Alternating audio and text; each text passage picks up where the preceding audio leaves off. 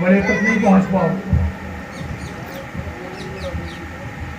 तो इन भागों में मत बटो, अच्छा सोचो, अच्छे के लिए आगे बढ़ो और उन चीजों को सोचो कि मुझे नहीं मालूम है कोई चीज, मैं महाराज जी से पूछ सकता हूँ, महाराज जी से पूछ सकता हूँ, आपसे पूछ सकता हूँ, किसी से मैं कोई चीज नहीं मालूम है आप बताओ। क्योंकि गुरु की कोई परिभाषा नहीं है कि गुरु चोले में मिलेगा या इस सफेदी में मिलेगा। गुरु इसमें नहीं है। गुरु एक छोटा सा बच्चा भी है, एक जीव जंतु जानवर भी है, उसकी हरकत से पता लग जाता है कि हाँ इससे मैंने क्या सीखा। पर एक प्रतीक मान लिया गया है कि ये रंग, ये गेरुआ रंग एक प्रतीक है कि इससे कुछ ज्ञान मिलेगा। पर अब हम उनसे पूछे क्या, महाराज जी क्या है धर्म? अब महाराज जी कहें भी बताता हूँ, उससे पूछे उधर घूमे वो क्या हुआ, नहीं। बच्चे से पूछ लिया, उसने क्या किया, मुंह में उंगली डाली और डाल करके 2 बार 3 बार हिलाया, भाग गया हंसते हुए। तू क्या सिखा के चला गया? कोई समझ पाया? तो क्या सिखाया उसने, वो चला गया। तो इसलिए आपको दोनों ही चीजों को समझना है। जो घर में कचरा निकला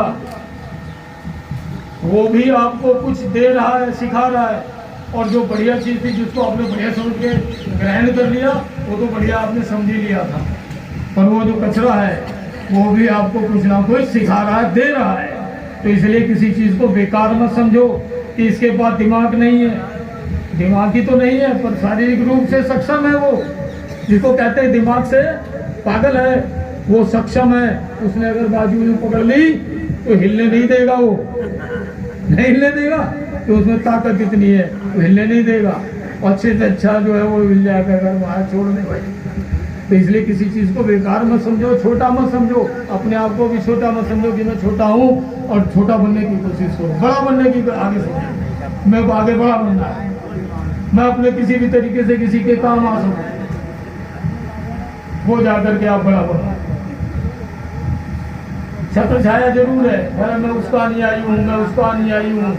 जो थे वो आए, उन्होंने अपने कर्म किए, वो चले गए। मेरे को भी अपना कर्म करना है कि मेरे को वो अपनी छत्र छाया को खड़ा करना है। उस छत्र छाया के अंदर मेरे को और जनमानव को खड़ा करना है, ये मेरी उपलब्धि हो। ये नहीं है कि मैं उसकी छत्र छाया में घुस गया जाकर के, क्या मैं उसका सेवक हूँ? मैं उसका सेवक हूँ, किसी का सेवक?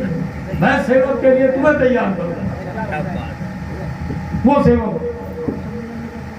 दूसरे के उसमें तो मेहनत में सब शरीकदार है।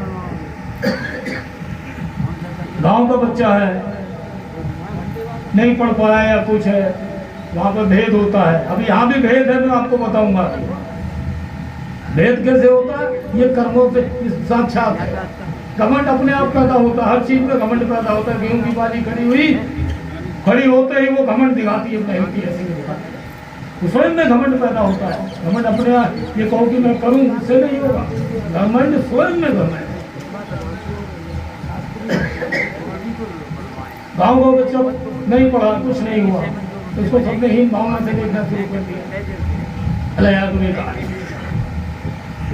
उसने सही समझा, सब गांव के बच्चों को खराब करेगा। एक दूसरा बच्चा उससे भी नीचे था कर्मों से, जाति से, वो बन गया बहुत हाई क्लास अफसर। बनते ही पूरे गांव ने क्या कहा, अरे मेरे गांव का बेटा है, मेरा बेटा है। श्रेय लेने में सब आगे, काम कर्तव्य के अंदर सब पीछे, कि मैं जो नहीं पढ़ पा रहा इसको कहीं पढ़ा दूं, इसकी मदद कर दूं। उसमें कोई नहीं, सिर्फ श्रेय लेना है। उस श्रेय में सब के सब, उसमें कोई नहीं देख रहा कि ये गरीब था, अमीर था, कैसा था, क्या है, तो कोई नहीं, बस श्रेय लेना। तो आज श्रेय की लड़ाई चल रही है। वही वो कह रहा छोटा है, बड़ा है। अब हम यहाँ बैठे हैं, ये सब नीचे बैठे, ये क्या उनका रूल है भाई? महाराज जी बताइए, ये कौन सा रूल है कि यहाँ पर कुछ हम बैठे हैं, कुछ नीचे बैठे हैं? किसने बैठा है?